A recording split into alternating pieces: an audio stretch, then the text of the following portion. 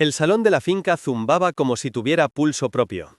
Las guirnaldas de luces cálidas colgaban del techo de madera vista, las velas sobre las mesas lanzaban reflejos dorados sobre las copas de vino, y el murmullo de conversaciones se mezclaba con el sonido lejano de una rumba suave que el DJ había puesto para acompañar la cena. Eran las 11 de la noche de mi boda, una finca a las afueras de Madrid, y todo el mundo creía que estaba viviendo el día más feliz de mi vida. Todo el mundo, menos yo. Pasaban a mi lado tíos que solo veía en bautizos y funerales, amigos del instituto, compañeros de trabajo, todos con la misma frase en la boca. Enhorabuena, Pablo, de verdad, tío, te lo mereces. ¡Qué pareja más bonita hacéis, joder! Brindamos por vosotros, por muchos años. Yo asentía, sonreía, daba abrazos, decía gracias, decía qué ilusión, decía lo típico. Mientras tanto, mis dedos acariciaban dentro del bolsillo interior de mi americana la forma rígida de un pequeño pendrive negro. No pesaba ni 20 gramos. Y sin embargo, para mí pesaba como un secreto de 1 tonelada. El proyector ya estaba preparado al fondo del salón, frente a la pista de baile. Una pantalla enorme, blanca, esperando. Los camareros terminaban de servir los postres, las camareras llenaban las copas de cava para el brindis final, y algunos primos ya estaban lo bastante borrachos como para gritarle al DJ que pusiera reggaetón en cuanto acabara lo formal. Nadie aquí sabía lo que iba a haber dentro de unos minutos. No lo sabían mis padres, que reían en una mesa cercana con los suegros, hablando de lo bien que había salido la ceremonia en la ermita aquella tarde. No lo sabían mis amigos de la universidad, que levantaban sus copas hacia mí cada vez que cruzábamos miradas, con esa complicidad de uno menos en el mercado. No lo sabía mi recién estrenada esposa, Lucía, que en ese momento estaba girada hacia sus amigas, riéndose con la cabeza echada hacia atrás, la diadema de flores perfectamente colocada detrás del recogido. Y desde luego no lo sabía mi hermano, Álvaro, que fingía estar relajado en la barra libre, pero sujetaba el vaso de gin tonic con tanta fuerza que parecía que iba a romperlo. El proyector proyectaba, de momento, solo el logo de la empresa de la finca sobre la pantalla. En unos minutos, el DJ conectaría su portátil, yo me acercaría con mi pendrive y todos se acomodarían para ver el vídeo sorpresa del novio. Una presentación de recuerdos, les habíamos dicho. En cierta forma, era verdad. Pasé entre las mesas despacio, como si quisiera grabar cada detalle en la memoria. El mantel blanco con migas de pan y manchas de vino, las flores de eucalipto y paniculata en jarrones de cristal, las mini pulseras de rafia que habíamos dejado como detalle en cada plato.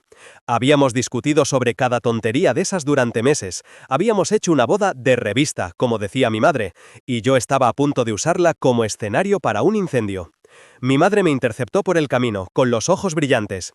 «Ejo, ven aquí un segundo», me dijo, agarrándome de la mano para acercarme. «Mira qué guapos estáis, de verdad». Me dio 2 besos y me sujetó la cara como cuando tenía 15 años. «Estoy tan orgullosa de ti». Si supieras, pensé. Por fuera sonreí. «Gracias, mamá. Lucía es un cielo». Se os ve la felicidad en la cara. Sintonicé mi sonrisa, ni muy grande ni muy tensa. Sí, me soltó, porque la llamaban desde otra mesa, y se fue con ese trote de madre que no quiere dejar a nadie sin saludar. Yo me quedé un segundo quieto, viendo su espalda alejarse, sintiendo una punzada de culpa que no esperaba. No por Lucía, no por Álvaro, por ellos, por mis padres. Ellos no merecían esto. Pero la culpa pasó de largo, como una ola que no llega a romper en la orilla. En su lugar volvió el vacío frío que llevaba semanas instalándose dentro de mí. Un hueco limpio, silencioso, el hueco donde antes había estado mi confianza. Lucía me miró desde su mesa, me dedicó una sonrisa que me habría derretido hace unos meses. Levantó ligeramente la copa, como preguntando con los ojos si estaba bien. Le devolví el gesto, la sonrisa y el leve brindis en el aire. Desde fuera, nadie habría dicho que algo iba mal. Desde dentro, yo solo sentía la forma de un pequeño pendrive clavándose en mi costado como si fuera un trozo de metal afilado. Un camarero pasó a mi lado con una bandeja de tartas individuales. El olor a chocolate se mezcló con el del perfume de alguien y el del alcohol, creando ese aroma denso de fiesta española que siempre asocio a bodas, bautizos y comuniones. El DJ metió una cuya por el micrófono, anunciando que en breve tendríamos una pequeña sorpresa preparada por el novio. Algunos invitados soltaron un «oh» de expectación. Otros hicieron comentarios tipo «seguro que salen pañales, ya verás qué vergüenza». Sobre el escenario improvisado, el portátil del DJ esperaba. Yo sabía exactamente qué archivo iba a abrir. Lo había renombrado, ordenado, revisado 1000 veces. Había visto ese vídeo demasiadas noches, hasta que dejó de dolar, y se convirtió en algo clínico, práctico, una herramienta. El colofón de una mentira enorme. Noté una vibración en el bolsillo del pantalón. Saqué el móvil. Un mensaje de WhatsApp de mi amigo Diego. Bro, ¿estás bien? Te veo raro. ¿Todo ok?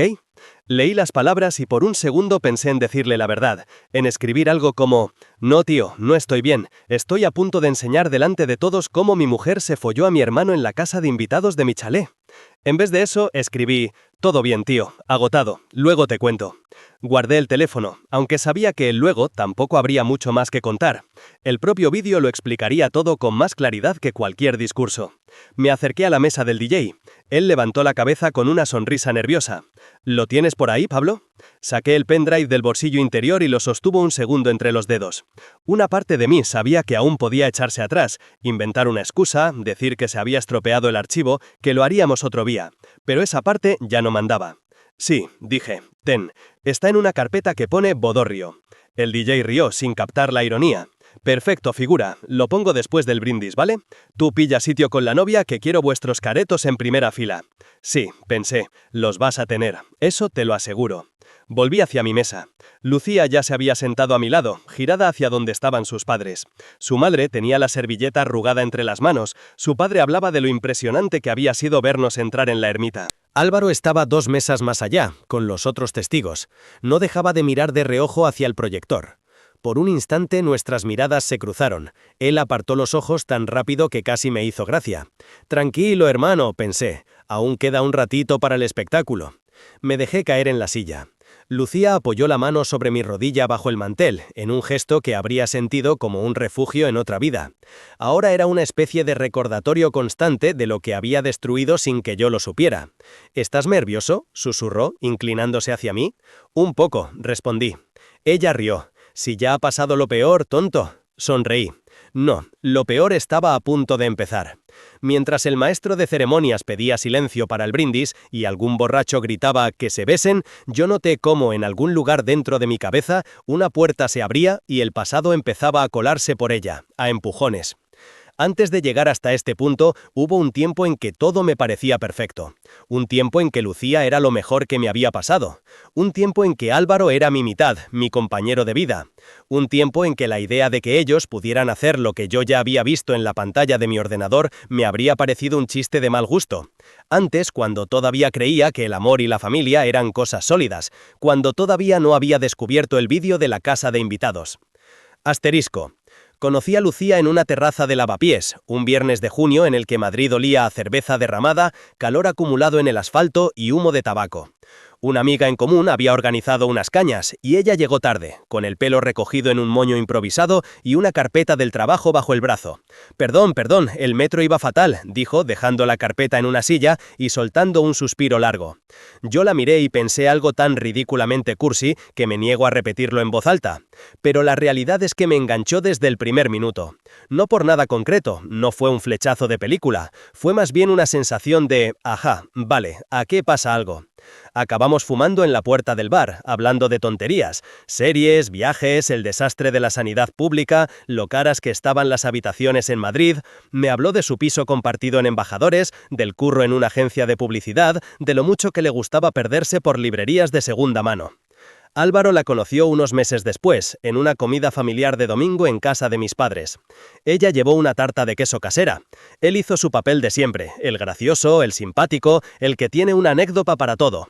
«Así que tú eres la famosa Lucía», dijo, abrazándola como si la conociera de toda la vida. Yo estaba orgulloso, de presentársela a mis padres, a mi hermano, de presentarle a ella a la gente que más quería.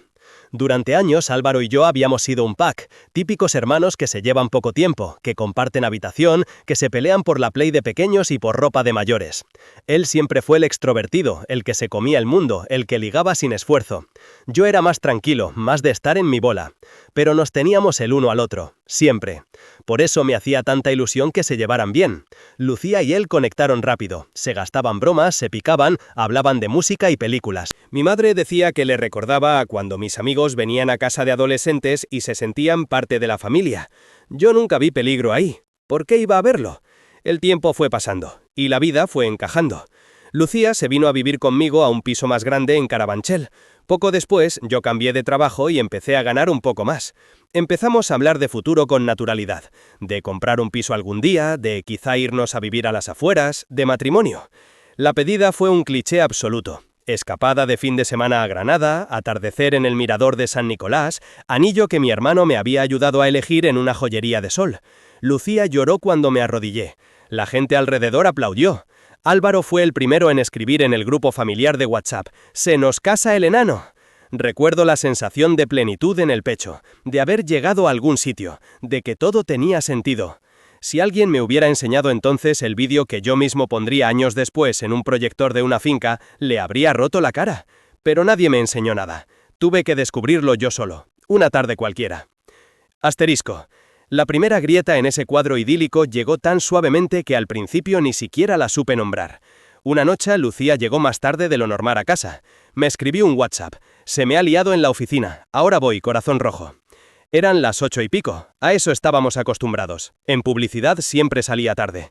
Pero cuando por fin abrió la puerta cerca de las 10, noté algo que mi cerebro registró antes de que yo pudiera procesarlo: el olor. No era su perfume, tampoco el mío. Era un aroma masculino, especiado, ese tipo de colonia intensa que deja estela. Me acerqué para darle un beso. «Buf, qué cara traes», dije. «Día duro». «Ni te imaginas», respondió, tirando el bolso en el sofá. «El cliente es imbécil perdido». Reímos. Empezamos a hablar de cualquier cosa. Y fue entonces cuando me di cuenta de que su maquillaje estaba ligeramente retocado, como si se hubiera pintado de nuevo los labios hacía no mucho. No dije nada. Podría haber sido cualquier cosa. Un abrazo de una compañera que olía mucho a colonia, un ascensor lleno de gente, una tontería. No iba a convertirme en un paranoico por un detalle así. La segunda grieta fue en una cena de amigos en casa. Habíamos invitado a unos cuantos, entre ellos a Álvaro. Él había venido solo, estaba soltero en ese momento, en una de esas etapas suyas en las que aseguraba que no quería nada serio. Cenamos tortilla, croquetas, embutido, lo típico, bebimos vino, pusimos música. En algún momento entré en la cocina a por hielo. Cuando volví al salón, los vi a través del marco de la puerta, Lucía y Álvaro en el sofá, riéndose de algo que no había escuchado. Los dos demasiado inclinados uno hacia el otro, demasiado cerca. En el momento en que aparecí, se separaron un poco, casi imperceptiblemente. «¿De qué os reís?», pregunté, intentando que sonara casual. «Nada, cosas del curro», dijo Álvaro, levantando la copa, «que tu novia está rodeada de frikis». Lucía sonrió, algo tensa. Fue un segundo, un fotograma, uno de esos detalles que, si tu vida está bien, se quedan en nada. Si yo no hubiera visto lo que vi después, ese recuerdo habría acabado disuelto en el fondo de mi memoria, mezclado con tantos otros. Pero lo vi, y de pronto todos esos segundos empezaron a importar. El punto de no retorno llegó en un martes aparentemente inofensivo. Yo estaba en el chalet que nos habíamos comprado recientemente en una urbanización a las afueras. Después de años de piso, habíamos dado el salto. Hipoteca a 30 años, jardín pequeño, una casa de invitados al fondo que usábamos como trastero y, de vez en cuando, como habitación para visitas. Ese día estaba revisando unas cosas del sistema de seguridad. Habíamos instalado cámaras por pura tranquilidad, más que nada por los robos que se oían en la zona. La aplicación del móvil me había dado un par de alertas raras el fin de semana anterior, y quería asegurarme desde el ordenador de que todo estaba bien. Me senté en el despacho, abrí la interfaz de las cámaras. Las imágenes aparecieron una al lado de la otra. Entrada principal, porche, laterales, jardín, casa de invitados. No buscaba nada, simplemente iba pasando grabaciones, mirando por encima los últimos días. Un par de veces vi al repartidor de Amazon, a mi vecino paseando por la acera, a mí mismo sacando la basura. Entonces vi la marca de tiempo. Martes 2 y 13 de la tarde. El día anterior, una hora a la que Lucía, en teoría, estaba en la oficina. Álvaro, por su parte, vivía al otro lado de Madrid. En la pantalla, captada por la cámara del jardín, vi a Lucía saliendo por la puerta trasera de la casa. Llevaba unos vaqueros y una camiseta blanca. Miró hacia los lados, hacia la valla del vecino, hacia la zona de la piscina comunitaria que se intuía más allá. Caminaba deprisa, como quien no quiere llamar la atención. En sus manos, el móvil. La vi acercarse a la casita de invitados, mirar una vez más a su alrededor, abrir la puerta y entrar. Sentí un pinchazo de incomodidad, pero todavía no miedo. Quizá había bajado algo al trastero, quizá había tenido una reunión online y se había puesto ahí porque en la casa había ruido de obras en la calle. Podía ser mil cosas. Seguí avanzando en la línea temporal unos minutos. A los 3 minutos escasos, otra figura entró en cuadro por el lado derecho de la pantalla. Álvaro. Mi hermano. Llevaba unas deportivas, una camiseta negra, ese mismo aire canalla de siempre. Pero, al contrario que otras veces, miraba mucho más alrededor. Se detuvo un segundo, levantó la vista hacia la casa principal, luego hacia la valla. Anduvo rápido hacia la casita, abrió la puerta y entró detrás de ella. No sé cuánto tiempo estuve sin respirar. Vi mi propio cursor pararse sobre la línea gris de la grabación. Vi el tiempo avanzar. 2:16 de la tarde. 2:17 de la tarde. 2:18 de la tarde. Mis manos empezaron a sudar. Avancé el vídeo con el ratón, a saltos. A los 20 y pocos minutos, la puerta de la casita se abrió. Primero, Álvaro. El pelo algo revuelto, la camiseta arrugada a la altura del cuello. Detrás de él, Lucía, peinándose con los dedos, volviéndose a poner la goma del pelo en una coleta. Él miró hacia la casa principal. Ella también. Se cruzaron una mirada rápida, que no supe descifrar entonces, pero que ahora me resulta clarísima. La mezcla de adrenalina y culpa de alguien que acaba de hacer algo que sabe que no debería haber hecho. Salieron. Cerraron la puerta, tomaron caminos ligeramente distintos. Él hacia el lateral, ella hacia la casa. Durante unos segundos caminaron casi en paralelo, separados por unos metros. Luego desaparecieron de cuadro. Pausé el vídeo. No sentí un estallido de rabia, no lancé el teclado contra la pared, no me puse a gritar. Lo que sentí fue como el suelo se me iba, pero de una forma silenciosa, como si la casa entera se hundiera despacio en arenas movedizas. Volví atrás, le di al play otra vez, los vi de nuevo. Ella, luego él, luego ellos juntos. No podía ser, no tenía sentido. Lucía era mi prometida, llevábamos años juntos, me abrazaba cada mañana, me decía te quiero cada noche.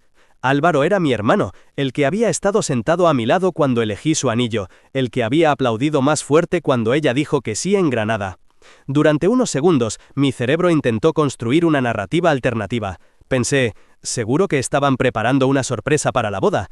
Seguro que fue una conversación, algo importante. Álvaro estaría hablándole de mí, de algo personal. Seguro que lo he entendido mal. Pero la imagen de su camiseta arrugada, de su pelo revuelto, de la forma en que ella se recolocaba el sujetador bajo la camiseta mientras caminaban, no encajaba con ninguna de esas explicaciones.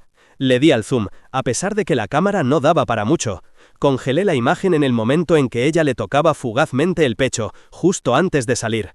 No fue un gesto torpe, no fue un roce casual, fue íntimo. Y ahí se acabó cualquier espacio para la duda.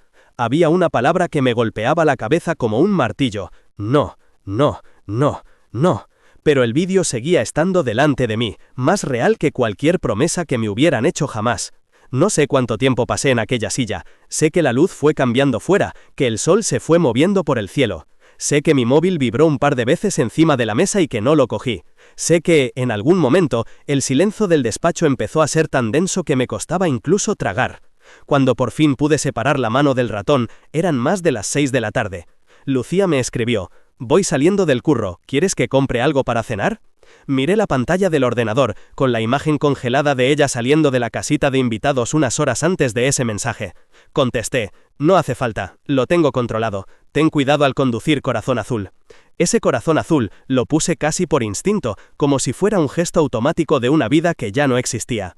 Cuando llegó a casa, algo en mí esperaba que se notara, que ella, al cruzar la puerta, percibiera el peso nuevo del aire, la densidad de la verdad flotando entre las paredes.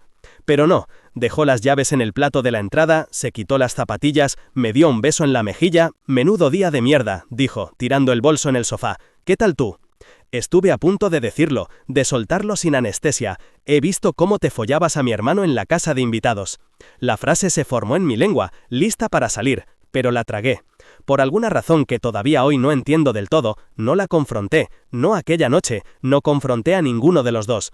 En vez de eso, vi cómo iba al baño, cómo se duchaba, cómo se ponía una de mis camisetas viejas para estar por casa. Nos sentamos a ver una serie en Netflix, rió en los mismos momentos de siempre, se acurrucó contra mí en el sofá, con la cabeza en mi pecho, y yo, con el brazo alrededor de ella, miraba al techo y pensaba, este no es el mundo en el que creía vivir. Cuando se durmió, roncando muy leve, la llevé medio en brazos a la cama. Me tumbé a su lado, mirando la oscuridad. La frase que me había tragado antes volvió, más lenta. «He visto quién eres. He visto quién es mi hermano». Y al mismo tiempo, otra idea empezó a crecer en silencio. No lo saben, no saben que lo sé. La combinación de esas dos verdades abrió la puerta nueva dentro de mí, una puerta que daba a un sitio muy, muy frío. Asterisco. Los días siguientes fueron un ejercicio de teatro digno de los Goya. Lucía seguía siendo Lucía. Cafés compartidos por la mañana, audio de WhatsApp de «¿compramos algo para el finde?», fotos de vestidos que le gustaban para la boda. Álvaro seguía siendo Álvaro. Memes en el grupo familiar, notas de voz de minuto y medio contándome alguna anécdota del curro, mensajes sueltos sobre la despedida de soltero. La diferencia era que yo ya no los miraba igual. Era como si una capa de realidad se hubiera superpuesto a la anterior. Cada vez que Lucía miraba el móvil y sonreía, pensaba, ¿será él? Cada vez que Álvaro decía, estoy liado, pensaba, ¿con quién? Empecé a fijarme en cosas que antes habría pasado por alto. Un domingo en casa de mis padres, viendo el fútbol, noté cómo al llegar Lucía, Álvaro tardó demasiado en levantar la vista del móvil. Noté cómo ella evitaba mirarle directamente durante unos minutos. Noté cómo, estando todos en el salón, nunca se colocaban demasiado cerca el uno del otro, pero sí de forma que pudieran verse el perfil. La culpa, cuando sabes que está ahí, es un foco, y yo no podía dejar de apuntarlo contra ellos. No era solo rabia lo que sentía. Claro que había rabia, un resentimiento ácido, corrosivo. Pero por encima de todo había una sensación de decepción que me arañaba por dentro. Con ellos sí, pero también conmigo. ¿Cómo no me había dado cuenta antes? ¿Cuántas miradas se me habían escapado? ¿Cuántas excusas había aceptado sin cuestionar? ¿Cuántas veces había dejado pasar gestos raros por no querer parecer celoso, posesivo, inseguro? Ahora, esos pequeños recuerdos volvían uno detrás de otro, incrustándose en la memoria como astillas. La vez que Lucía llegó tarde de una cena de trabajo y olía la misma colonia que yo ahora reconocía en el vídeo de la casita. La vez que Álvaro, borracho, dijo delante de todos, «Si no fuera mi cuñada», y todos rieron y nadie le dio importancia. La vez que, en Navidad, los vi compartiendo un cigarro en el balcón, demasiado juntos para mi gusto, y me dije que era mi paranoia. Cada uno de esos momentos, aislado, podía no significar nada. Juntos, después del vídeo, formaban un puzzle nítido. Durante una semana entera dormí poco, comía por inercia, trabajaba como un robot. No se lo conté a nadie, no fui a ningún amigo a llorar, no busqué consejo. Era como si no quisiera que la realidad se hiciera aún más sólida pronunciándola en voz alta. Y entonces, un día, mientras revisaba otra vez las grabaciones, algo dentro de mí se encajó. Ya había descargado el archivo, lo tenía en una carpeta separada oculta con un nombre neutro. Lo abrí una vez más. Volví a ver la escena entera, desde que ella cruzaba el jardín hasta que ambos salían de la casita. Pero esta vez no lloré. No apreté los dientes. No sentí el impulso de pegarle un puñetazo a la pantalla. Esta vez lo vi como si no fuera mío, como si fuera un fragmento de algo ajeno que podía manipular, colocar, insertar donde quisiera. Sentí cómo, en la oscuridad de mi pecho, una idea se encendía como una cerilla. La boda, el proyector, la presentación de recuerdos que ya habíamos comentado hacer en la finca. La posibilidad apareció tan limpia, tan lógica, que me dio miedo. No por lo que implicaba, sino por lo fácil que era imaginarlo. En lugar de vomitar la verdad en una discusión privada, en lugar de montar una bronca en casa de mis padres, en lugar de llorar en una cafetería con alguien de confianza, podía dejar que la verdad se explicara sola. Sin comentarios, sin gritos, sin mi voz, solo la imagen. Simple, cruda, indiscutible. No lo decidí en un segundo. La idea estuvo rondándome días, entrando y saliendo, asomándose cuando menos lo esperaba. Me la llevaba al metro, al trabajo, al supermercado, a la cama. Hasta que una mañana, al despertarme con Lucía todavía dormida a mi lado, supe que ya no era solo una idea. Era un plan. Me levanté sin hacer ruido, fui al despacho, encendí el ordenador. Conecté un pendrive vacío. Copié el archivo. Lo renombré. Lo guardé dentro de una carpeta con fotos nuestras de viajes, cumpleaños, navidades. Cuando el icono del pendrive mostró que ya se podía extraer con seguridad, lo saqué y lo dejé en el primer cajón de mi escritorio. Lo miré un momento. Era pequeño, discreto, letal. Esa noche, mientras cenábamos tortilla con ensalada, Lucía hablaba del sitting plan de la boda, de si poníamos a mis tíos con los suyos o mezclábamos, de que su padre quería sí o sí una mesa con sus amigos. Yo asentía, opinaba, daba por buena cualquier cosa. Mientras tanto, en mi cabeza, la imagen era otra, la de aquel salón de la finca, las sillas colocadas frente al proyector, los rostros de todos los que creían conocer nuestra historia. Y de repente, la casita de invitados, su cara, la de Álvaro, la verdad gigantesca en HD. «¿En qué piensas?», me preguntó ella de pronto, sonriendo. La miré. En sus ojos todavía había un brillo que yo había amado alguna vez, un brillo que ahora me parecía casi obsceno. En lo de siempre, dije, en la boda, y sonreí. Por primera vez desde que había visto el vídeo, la sonrisa no fue una máscara dolorosa, fue otra cosa, algo mucho más frío. Asterisco. Desde ese día hasta la boda, la vida se convirtió en un ensayo general constante. Lucía vivía emocionada con las flores, con el vestido, con las invitaciones. Álvaro organizaba mi despedida mandando notas de voz en el grupo de amigos. Nada de strippers que os conozco, a ver si la liamos y se cancela la boda. La ironía era tan perfecta que casi dolía. Yo, mientras tanto, me volví experto en fingir. Fingí alegría al ver su vestido por primera vez en fotos del atelier. Fingí ilusión cuando visitamos la finca y nos imaginamos bailando en esa misma pista. Fingí ternura en las publicaciones de Instagram, con fotos nuestras y textos sobre el amor de mi vida. Pero por dentro, cada gesto era un paso más en una coreografía que solo yo conocía. Hubo momentos en los que casi me rompí, como la noche en que Lucía se subió a mi regazo en el sofá, abrazándome por el cuello. «Pablo, ¿tú estás bien?», preguntó, apoyando la frente en la mía. «Sí, ¿por? No sé, estás más callado últimamente. Pensaba que igual estabas agobiado con todo esto». Todo esto eran la boda, la casa, la vida que íbamos a compartir. Todo esto eran también las mentiras que ella me había escondido. Estuve a punto de soltarlo ahí, en ese momento, con la televisión de fondo y el salón oliendo a pizza y a perfume barato. Pero me contuve, porque ya no quería una pelea, no quería una discusión en la que ella pudiera llorar, negar, victimizarse, tergiversar. No quería darle la oportunidad de decorar la verdad con excusas. Quería que se viera tal cual era. Quería lo que las cámaras me habían dado a mí, una mirada limpia, sin filtros, sin relatos. «Supongo que estoy cansado», dije. El curro, la hipoteca, la boda, todo junto. Ella suspiró, comprensiva, y me besó. «Va a salir todo bien, ya verás». Sonreí contra sus labios. «Depende para quién», pensé. Asterisco. La despedida de soltero fue un cuadro. Mis amigos habían organizado una noche de bares por Malasaña, una casa rural, disfraces, lo típico. Bebimos demasiado, cantamos demasiado, hicimos el idiota como si tuviéramos 10 años menos. Álvaro estuvo a tope, como siempre, el alma de la fiesta. En algún momento de la noche, acodados en la barra de un garito minúsculo, él apoyó un brazo en mis hombros. «Estoy muy orgulloso de ti, tío», me dijo con la mirada brillante por el alcohol. «Lucía es increíble, has tenido mucha suerte». Podría haber sido el momento perfecto para estamparle el vaso en la cara, para decirle, «¿Te la estás follando y encima tienes la cara de decirme que he tenido suerte?». Pero no lo hice. Le devolví el abrazo incluso. «Ya», dije, «lo sé». Él sonrió, sin darse cuenta de la doble capa de esas palabras. En los días que siguieron, las cosas se aceleraron. Pruebas de menú, confirmación de invitados, última prueba del traje. Lucía se fue a dormir la última noche antes de la boda a casa de sus padres, en su barrio de siempre, porque decía que quería despertarse en su cama de toda la vida. Yo me quedé solo en el chalet. La casa, increíblemente silenciosa, me parecía más grande de lo normal. Pasé por el salón, por el pasillo, por el jardín. Acabé, inevitablemente, delante de la casita de invitados. La miré largo rato, con las manos en los bolsillos. Era un cubo de obra, revocado en blanco, con una única ventana pequeña y una puerta de aluminio. Un sitio sin encanto especial, sin nada memorable, y sin embargo se había convertido en el epicentro de un terremoto que lo había destrozado todo. Me acerqué a la puerta. La abrí.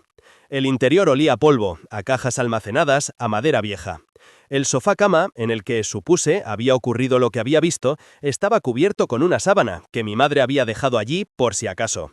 Me quedé de pie mirando aquel sofá. La sábana blanca, la mesa auxiliar con una revista vieja.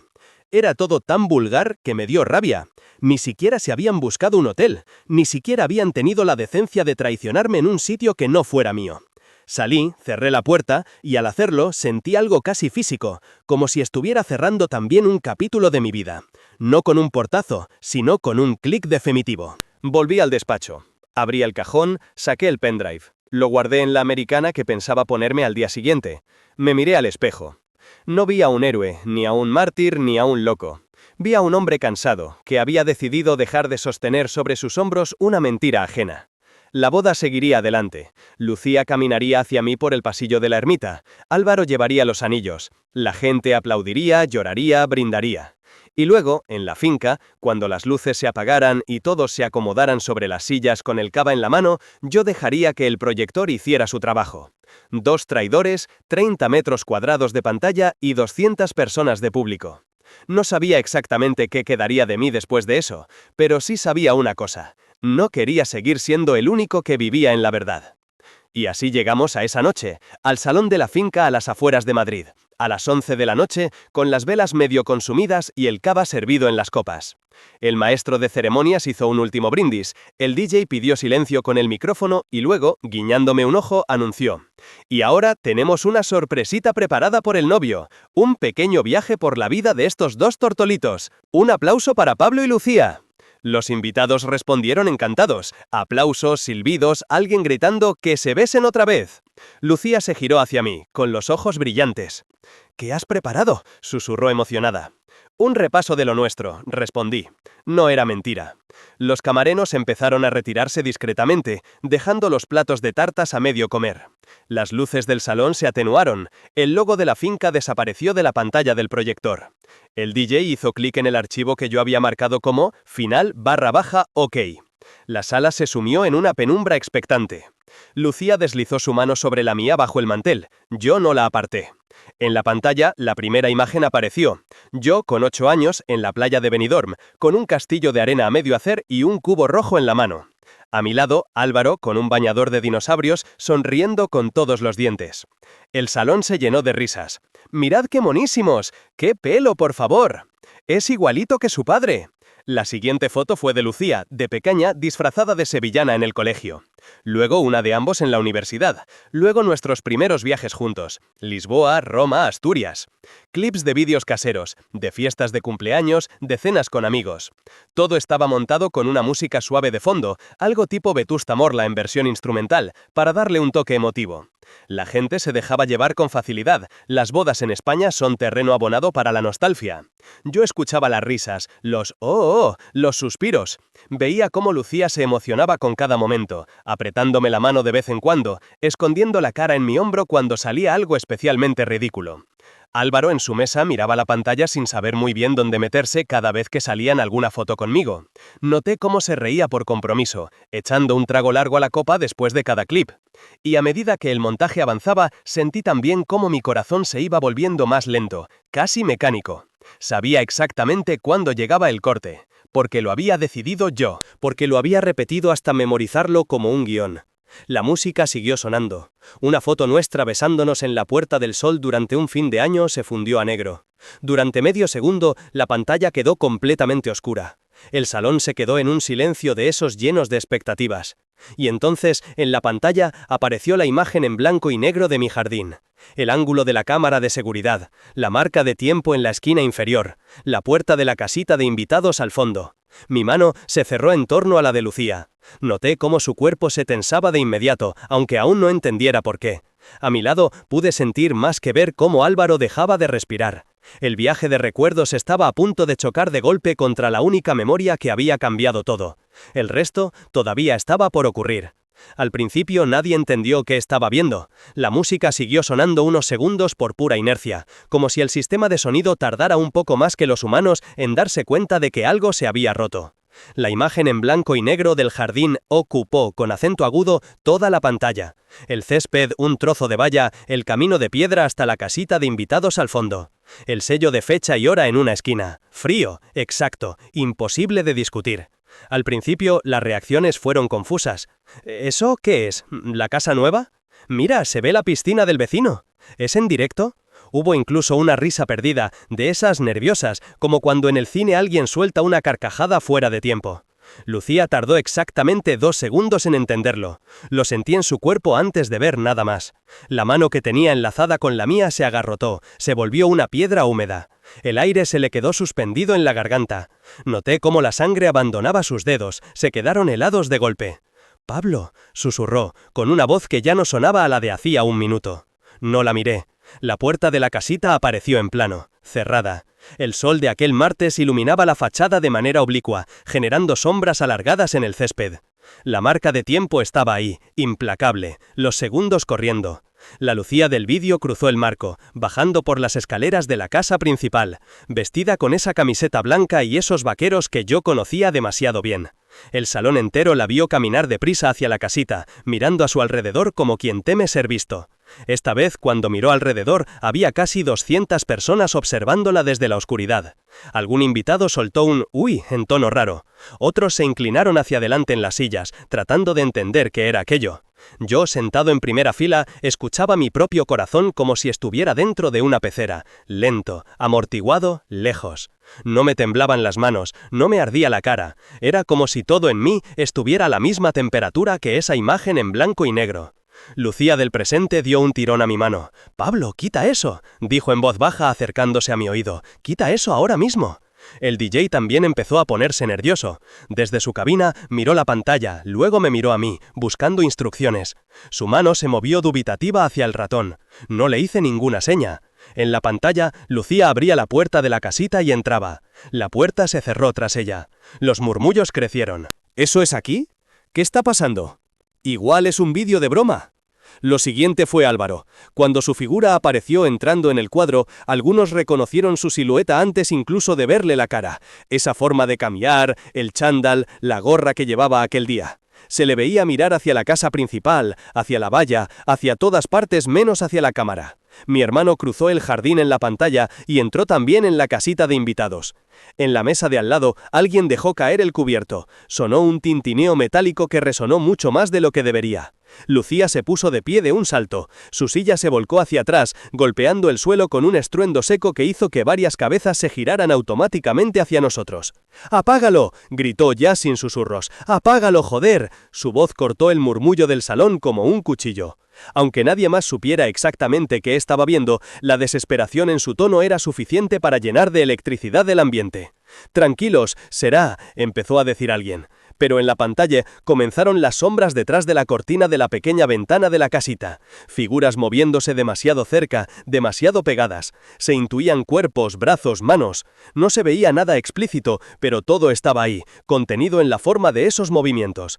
La música por fin se detuvo. El DJ había conseguido darle al pausa al archivo de audio, pero no al vídeo. El salón quedó en un silencio seco, roto solo por la respiración de la gente y el ligero zumbido del proyector. «¡Apágalo!». Lucía se dio la vuelta hacia el DJ con los ojos desorbitados. «¡Ahora mismo!». Él levantó las manos temblando. Yo no», balbuceó. «Es el archivo que me has dado tú, Pablo». Y de pronto, todas las miradas se volvieron hacia mí. La de mis padres primero, confundida, herida, buscando en mi cara una explicación que pudiera arreglar aquello. La de los padres de Lucía, rígida, ofendida, entre la incredulidad y la rabia de quien empieza a presagiar una humillación pública. La de mis amigos, Diego con las cejas fruncidas, Ana tapándose la boca, Carlos incorporado en la silla como si se preparara para sujetar a alguien. La de Álvaro. Él había empezado a sudar. Lo veía incluso desde donde estaba. Su camisa clara dejaba ver a la altura del pecho un cerco húmedo que no estaba allí durante el brindis. Sus ojos iban de la pantalla a mí, de mí a la pantalla, como si entre ambos estuviera el abismo exacto donde se acababa su vida tal y como la conocía. Se levantó a medias, sin decidirse. «Pablo», murmuró sin que le saliera la voz. Fue en ese momento cuando la imagen del interior de la casita llenó la pantalla. No era un plano perfecto, la cámara solo captaba parte del interior, a través de la ventana. No había sonido, pero se veía suficiente. Dos cuerpos enredados sobre el sofá-cama, movimientos unfentes, una camiseta cayendo al suelo, un brazo que se reconocía con demasiada facilidad. Escuché un grito ahogado detrás de mí, creo que fue de una de las tías de Lucía. «¡Madre de Dios! ¡No puede ser! ¿Son ellos?».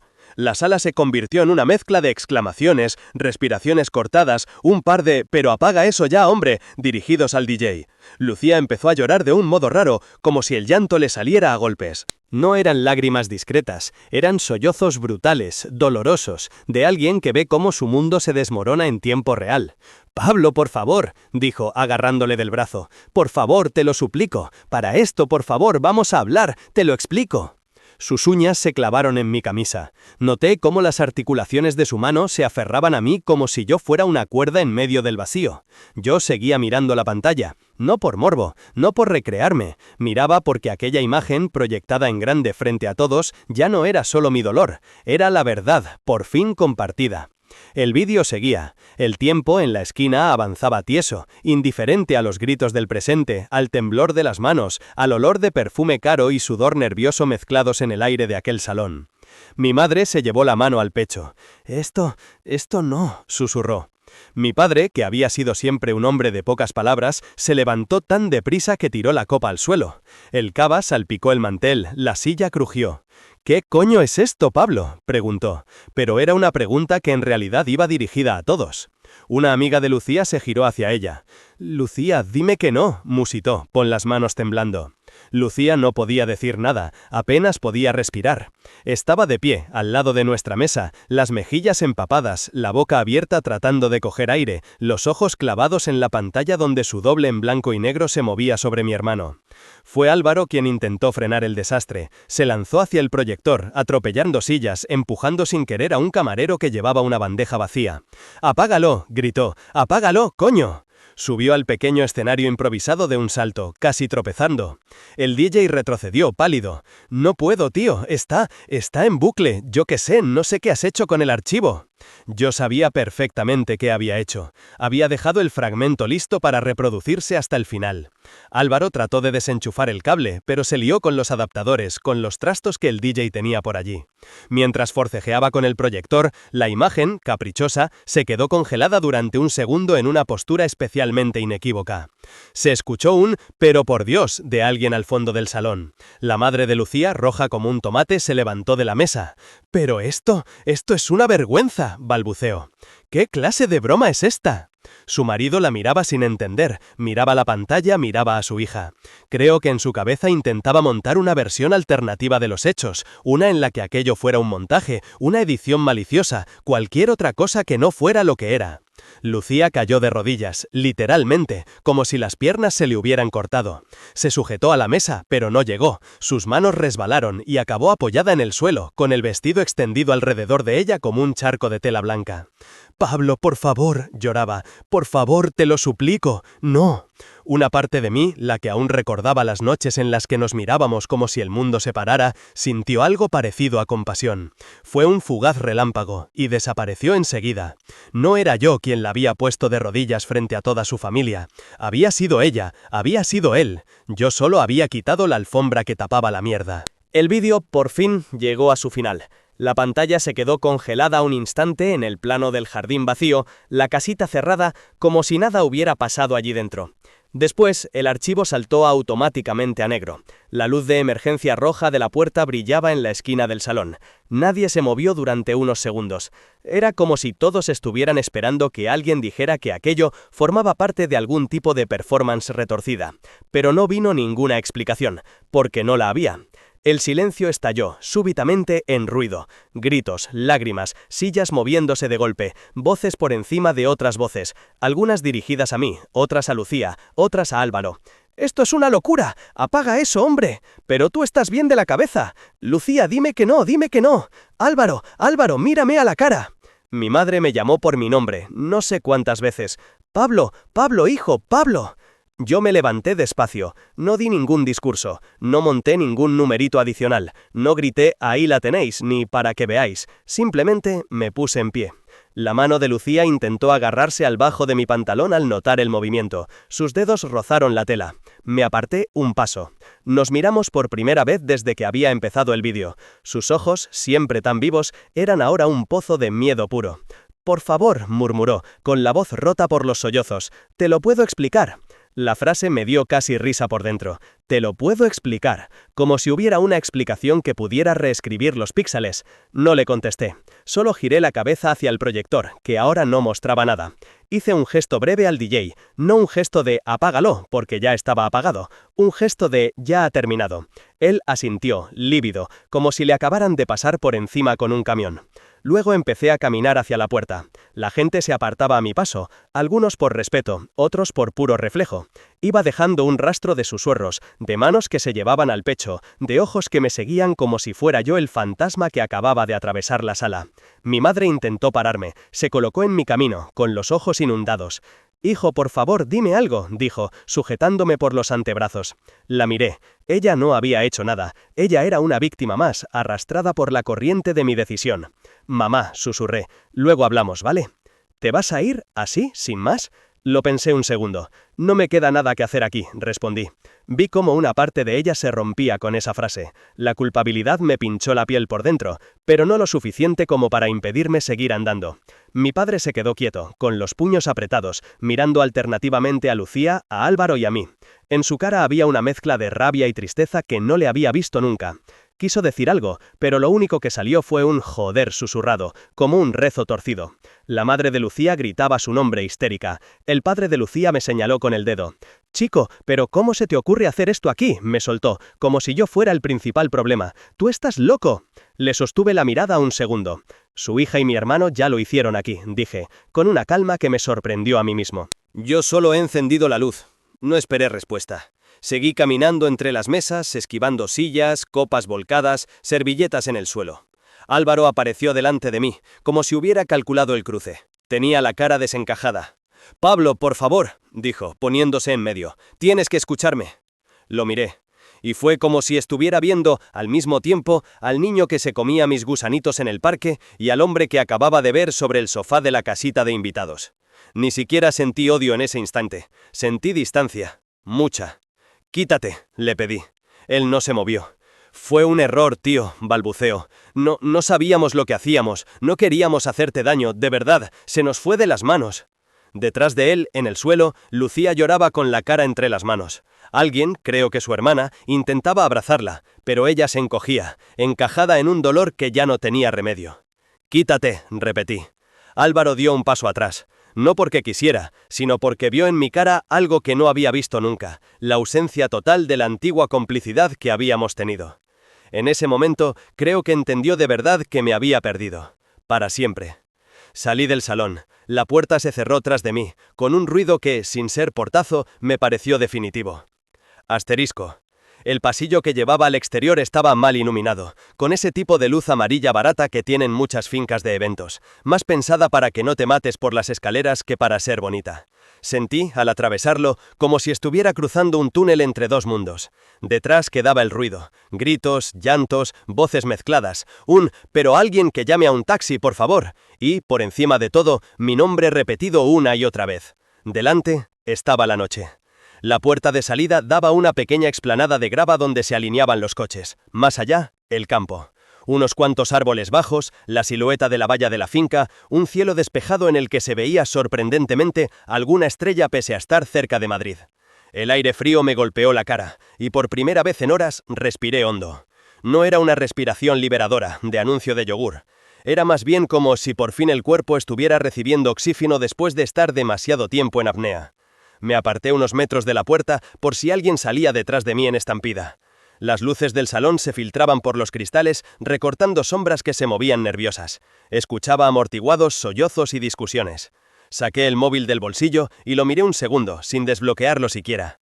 Sabía que en cuestión de minutos se llenaría de llamadas y mensajes, de Lucía, de Álvaro, de mis padres, de amigos que querrían saber qué demonios acababa de pasar. Lo guardé otra vez. No quería aún ponerle palabras a nada, no quería leer ningún «podemos hablar» o «esto no es así» o «te juro que». Solo quería estar unos minutos en silencio, lejos de la imagen del sofá-cama y de las caras desencajadas. Caminé hacia un lado de la explanada, siguiendo un camino de piedras que llevaba hasta una zona ajardinada con bancos. Era un espacio que la finca usa a veces para los cócteles al atardecer, con guirnaldas de luces apagadas sobre las cabezas de los árboles. Me senté en uno de los bancos, de espaldas al edificio. El traje me tiraba un poco en los hombros. Aflojé la corbata, me desabroché el primer botón de la camisa. El tacto del tejido sobre la piel me recordó otras bodas, otros trajes, otros momentos en los que estar de etiqueta significaba celebración y no ruina. Me apoyé con los codos en las rodillas y me dejé caer hacia adelante, la mirada fija en las piedras del suelo. Por unos segundos no pensé en nada. Fue un vacío raro, como el silencio justo después de un accidente de coche, cuando todavía no sabes si estás vivo, si estás herido, si hay alguien más en el vehículo. Luego, lentamente, los pensamientos empezaron a formar remolinos. Vi la cara de mi madre, en la mesa, llevándose la mano al pecho. Vi la de mi padre, de pie, con los puños apretados. Vi a los padres de Lucía, alzando la voz, buscando un culpable que no fuera la niña de sus ojos. Vi a mis amigos, mirando alrededor, sin saber si venir hacia mí, quedarse con ella, ir a por Álvaro. Vi, sobre todo, a la Lucía de la pantalla y a la Lucía del suelo. Y me pregunté en qué momento se había roto el puente entre ambas. Quise llorar, no me salió. Algo se había secado tanto por dentro que las lágrimas se habían quedado en algún punto intermedio, como si no encontraran el camino hasta los ojos. En su lugar llegó otra cosa, una especie de cansancio antiguo. Una fatiga que no tenía que ver con el día, ni con la boda, ni con el sueño. Era como si llevara años arrastrando un saco de piedras sin darme cuenta, y por fin lo hubiera soltado. Ante mí, el jardín estaba vacío. Las bombillas apagadas colgaban como pequeños planetas sin encender. El viento movía ligeramente las hojas de un olivo.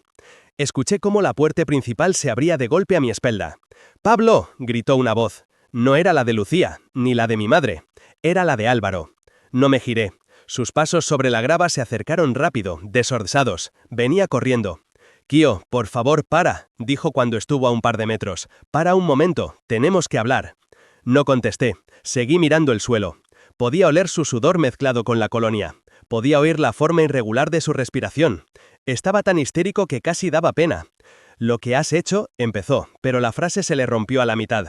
«Joder, Pablo, lo que has hecho dentro». Aquello me hizo alzar la cabeza por fin. Le miré. «¿Lo que he hecho yo?», pregunté. Mis palabras sonaron planas, sin énfasis, pero llevaban dentro algo afilado. Él parpadeó, tragando saliva. «Sabes que no quería decir», balbuceó. «Es solo que, tío, la has dejado destrozada. Está en el suelo, hecha mierda, la familia, todos. Esto se te ha ido de las manos». La frase me resultó curiosa. «Esto se te ha ido de las manos». Él, que se había metido en la cama con la prometida de su hermano en la casa de invitados de su hermano, hablándome de cosas que se me iban de las manos a mí. «Álvaro», dije despacio. «Lo único que he hecho ha sido darle al play. Todo lo demás ya estaba hecho desde hace mucho». Vi cómo esa frase le impactaba de lleno. «No queríamos hacerte daño», insistió, como un disco rayado. Fue un error, un calentón, algo que no teníamos intención de... «¿De qué?», le corté.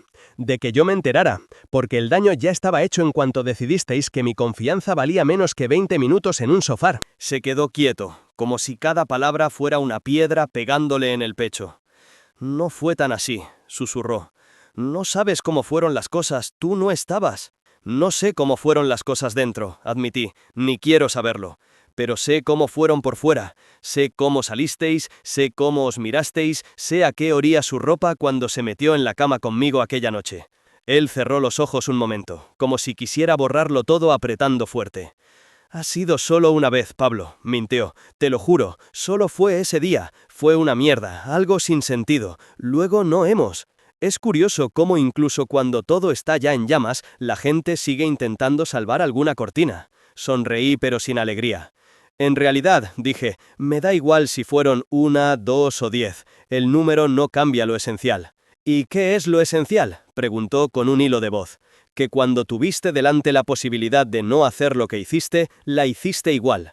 Que cuando ella tuvo delante la posibilidad de decirte que no, tampoco lo hizo. Que mientras yo pensaba que estabais de mi lado, estabais detrás de mi espalda». Él se pasó las manos por el pelo desesperado. «Soy tu hermano, joder», soltó. «No puedes dejar de hablarme así de repente. No puedes borrarme». Aquello me dolió, más de lo que hubiera querido admitir. Porque por encima de todo, era verdad. Era mi hermano. Era el niño con el que había compartido habitación, el adolescente con el que había salido de botellón, el adulto con el que había sobrevivido a entierros y despidos. Era la persona a la que había llamado el día que me ofrecieron el primer contrato decente, el que me daba collejas en Navidad, el que se sabía de memoria las manchas de mi techo porque se había quedado dormido tantas veces en mi sofá. Y aún así, había sido capaz de destruir algo que no se reconstruye. «También eras mi hermano cuando decidiste que tu deseo valía más que mi vida», le dije. «La sangre no desaparece por esto, pero cambia de sitio». «Yo», murmuró, perdido, solo dime qué tengo que hacer, te lo juro, hago lo que sea». Parece ser que la gente se acuerda del «haré lo que sea» cuando ya no hay nada que hacer. Lo que tenías que hacer era no follarte a mi mujer, respondí, sin elevar la voz. Ahora ya no hay solución. Se quedó mudo.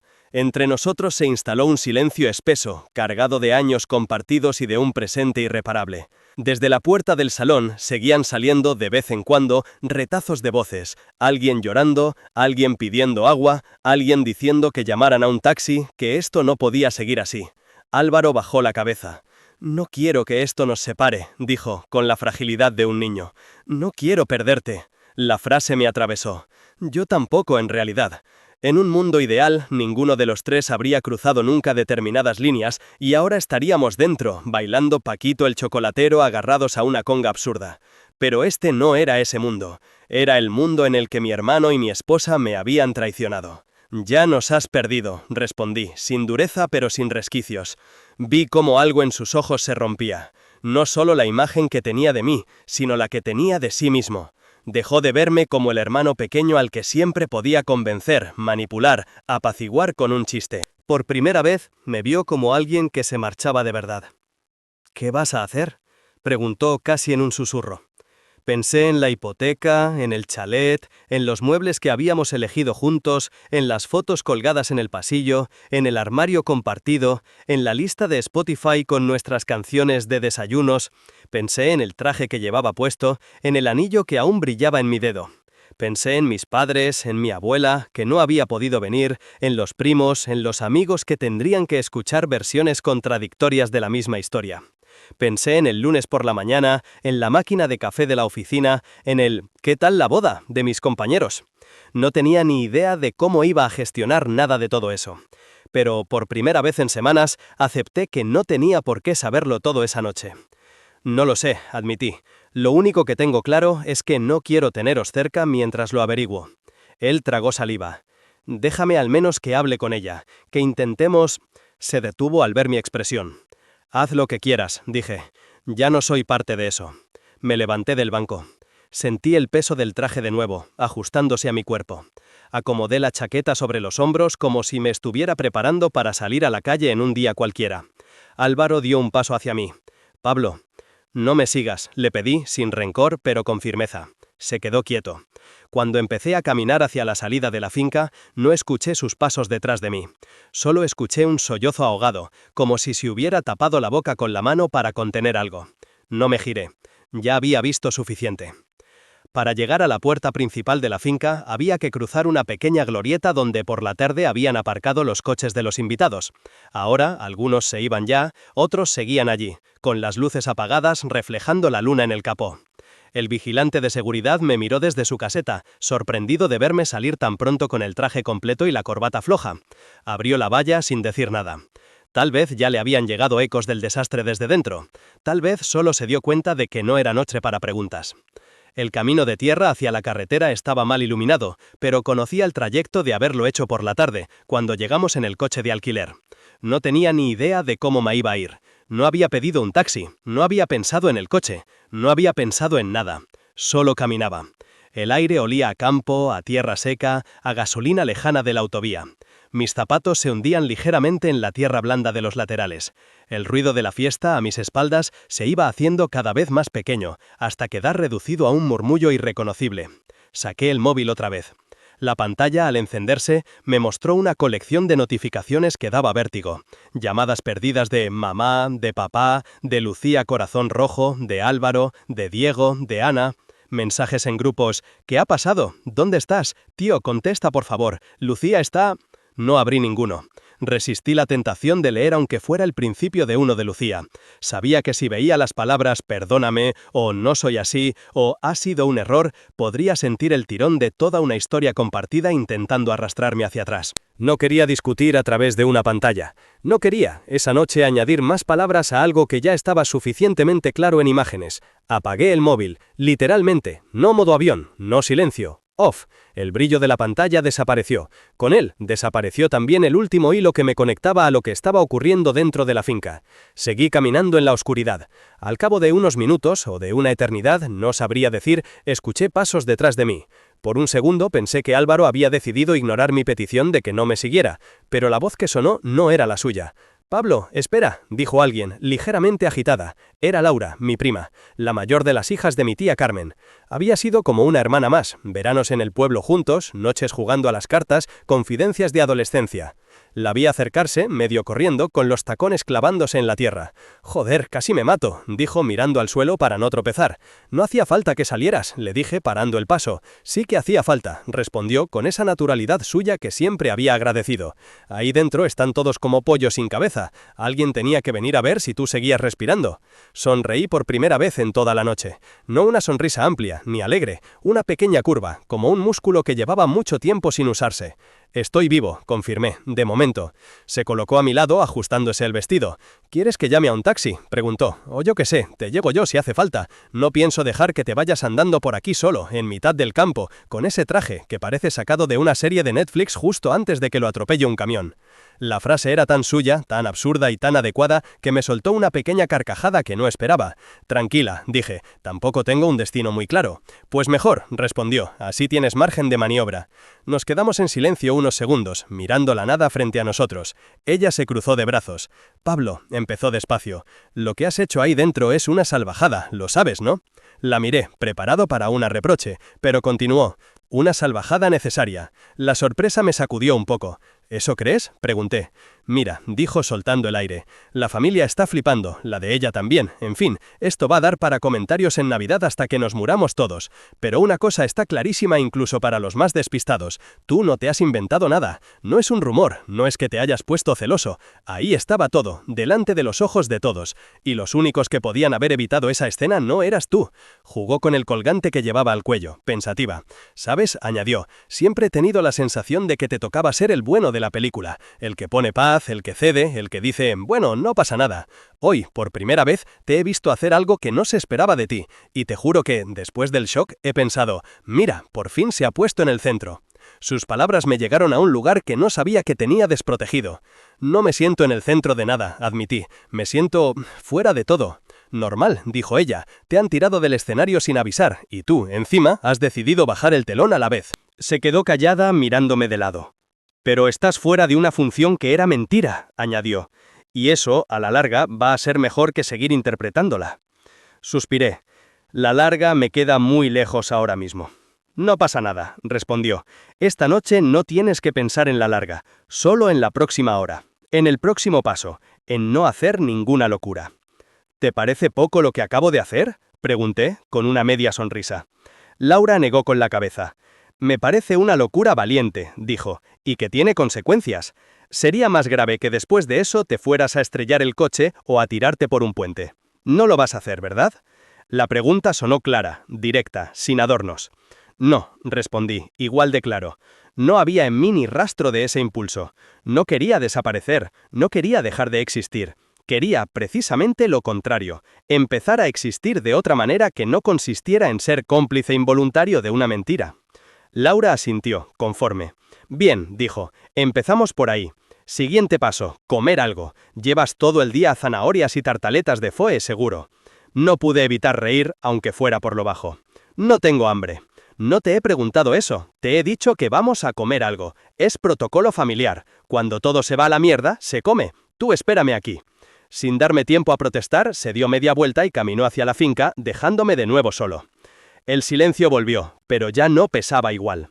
Sabía que en el interior habría un caos monumental, gente que habría decidido irse, otros que querrían quedarse para ver cómo termina esto, familiares cruzándose reproches, algún borracho diciendo que no era para tanto, alguna tía recordando un drama similar de hace 20 años.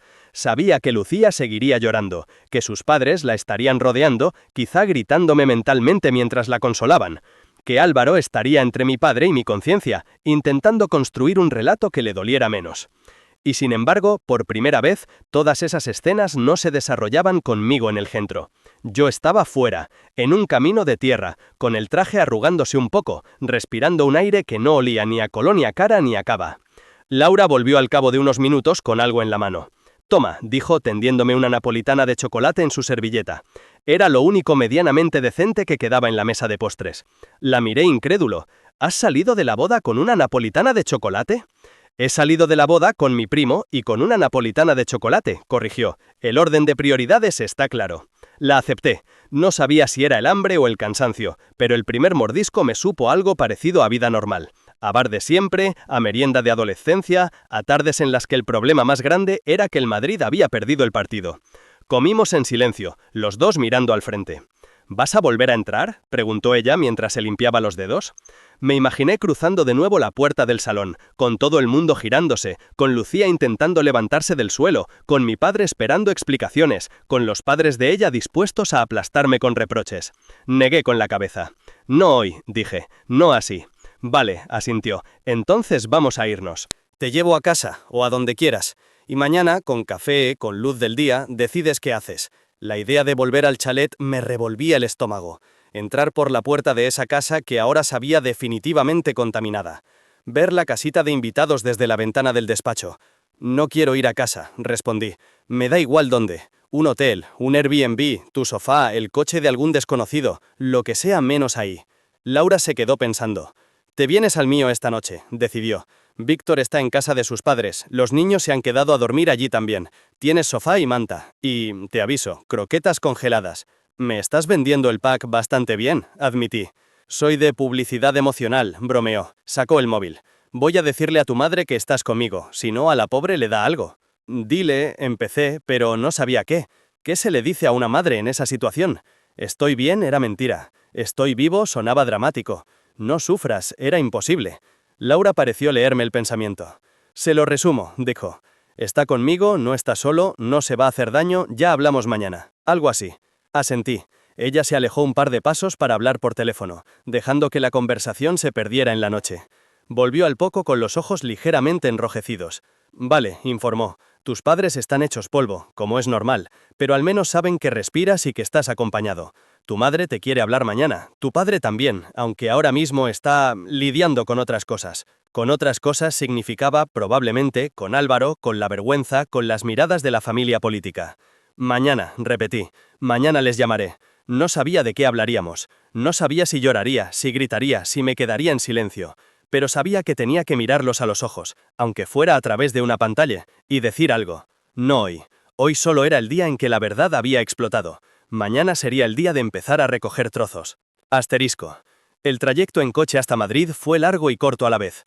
Largo porque cada rotonda, cada cambio de carril, cada cartel de la autovía me daban tiempo para pensar en un nuevo aspecto del desastre. El grupo de WhatsApp de la boda, las fotos que nunca subiríamos, el álbum que nunca encargaremos, el vestido que quizás seguiría colgado en el armario de Lucía durante un tiempo. Corto porque la conversación con Laura llenó muchos huecos. No fue un interrogatorio, no me pidió detalles morbosos, no quiso analizar qué había fallado, como si estuviera desmontando un electrodoméstico. Me escuchó. Le conté, por fin, todo el proceso. Cómo había descubierto el vídeo, cómo había tragado la verdad durante días, cómo había decidido no confesarlo a nadie, cómo había copiado el archivo al pendrive, cómo había montado la presentación. Al decir algunas de esas cosas en voz alta, me escuché a mí mismo y pensé, suena a obsesión. Pero no vi juicio en su cara, solo una tristeza serena. Has estado muy solo en todo esto, comentó en un momento dado. Sí, admití. No quería que nadie me viera así. Ni quería que me convencieran de perdonar algo que yo sabía que no iba a poder perdonar. Eso te lo iba a decir igual, dijo ella, con honestidad. Que perdonar a alguien no significa tragarte lo que sientes, ni hacer como si no hubiera pasado. Pero bueno, supongo que ya no estamos en ese escenario. La palabra perdonar me sonaba lejana, no como algo imposible, sino como algo de otro tiempo. No tenía ni idea de si algún día podría perdonarles, si algún día sería capaz de recordar a Lucía o a Álvaro sin que se me encogiera algo dentro. Pero también entendía que el perdón no era un requisito para seguir adelante. Lo que sí era requisito era poner distancia, física, emocional, temporal. Llegamos al barrio de Laura, aparcó en doble fila mientras me abría y me decía dónde buscar la manta en el armario del salón. Su casa olía a detergente, a juguetes de niño, a vida real. Me senté en el sofá con el traje todavía puesto y de repente el cansancio me cayó encima como una luz. Laura apareció con un chándal de su marido y una camiseta vieja. Toma, ponte esto, no puedes dormir en raya diplomática por mucho trauma que tengas. Obedecí. Cuando volví al salón, ya sin traje, sintiéndome un poco menos personaje y un poco más persona, ella estaba dejando un vaso de agua y un ibuprofeno en la mesita baja. Por si mañana te levantas con resaca emocional, dijo. Gracias. Se quedó un segundo de pie, dudando. ¿Quieres que me quede un rato contigo?, preguntó. No hablo si no quieres. Me pongo a ver cualquier mierda en la tele y ya. Me miró con una franqueza que me tocó. Estoy agotado, reconocí. Creo que necesito quedarme a solas con el ruido de mi cabeza un rato y luego apagarlo como pueda. Asintió. Vale, estoy en la habitación de invitados. Cualquier cosa, pica. Y si a las 3 de la mañana te dan ganas de quemar el mundo, ven y hacemos una lista ordenada de objetivos. Tengo rotuladores de colores. Sonreí. Eres de lo mejor que me ha pasado hoy, le dije, y era verdad. Ella se encogió de hombros. El listón estaba muy bajo, respondió. Me dio un beso en la frente como cuando éramos adolescentes y teníamos dramas infinitamente más pequeños, y se fue. Me quedé solo en el salón, con la manta sobre las rodillas, el vaso de agua en la mesa y el móvil apagado al lado. No encendí la tele, no puse música.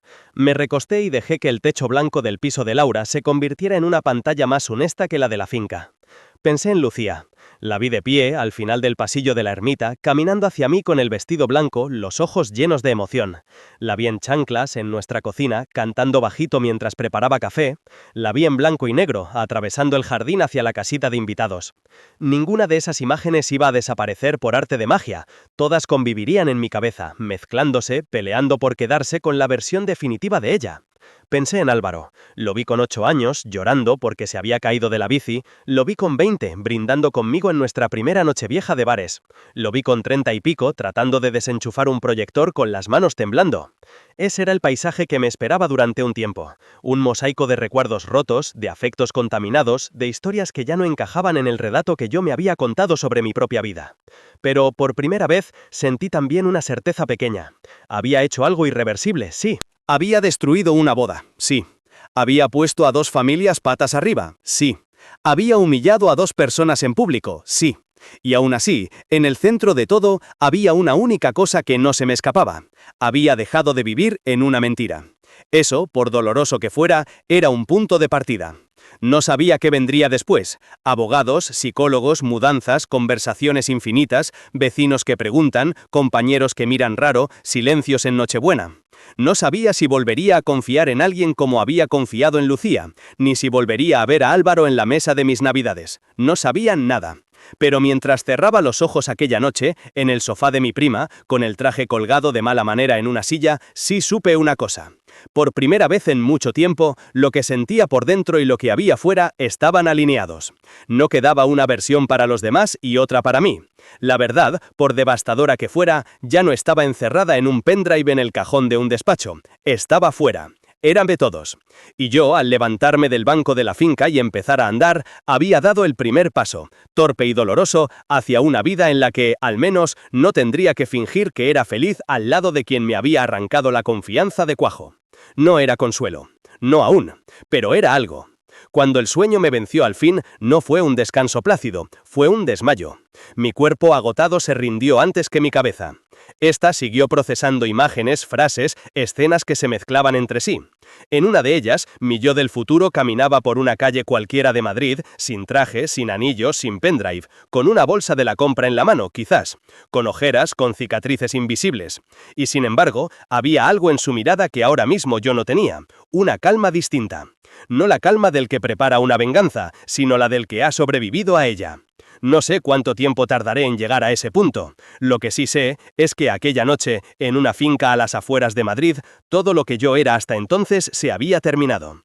Y en un sofá de un piso normal y corriente, en un barrio normal y corriente, muy lejos del mantel de lino y el cava caro, algo nuevo, raro y frágil empezó a nacer. La posibilidad, remota pero real, de volver a vivir sin sentirme un extra en mi propia vida.